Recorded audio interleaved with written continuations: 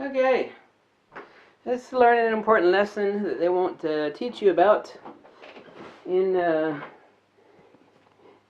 important lesson they won't teach you about in any photography magazine. Big damn camera bag in front of me here. It's like everybody buys a camera based upon specifications. No matter what camera it is, you're like, oh my god, it's the latest Wonder Box! Hooray! It's got 10 billion spectral analyzer points, 2,000 autofocus points.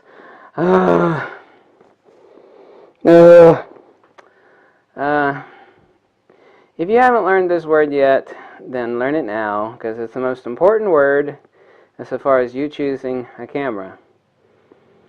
And that word is, this is the magical word, it's the most important word, ecosystem. Ecosystem. It's kind of like if you have the most beautiful plant in the world with beautiful pink spotted flowers or something. You're like, it's beautiful!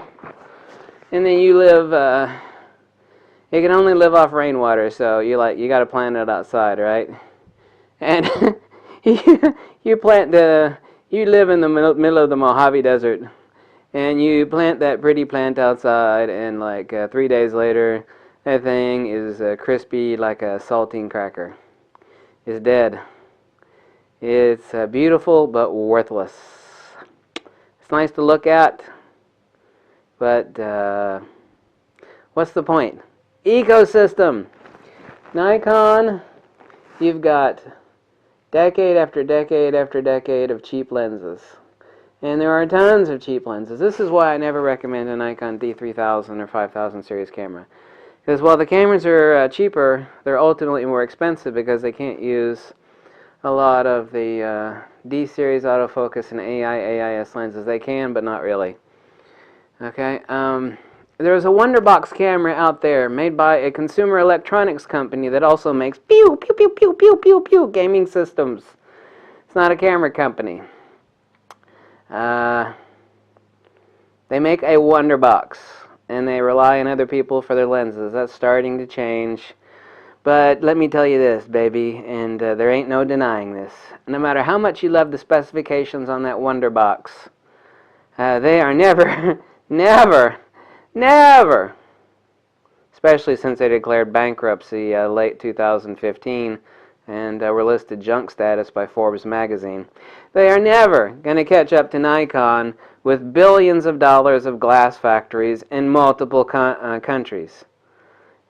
Never! It's never going to happen.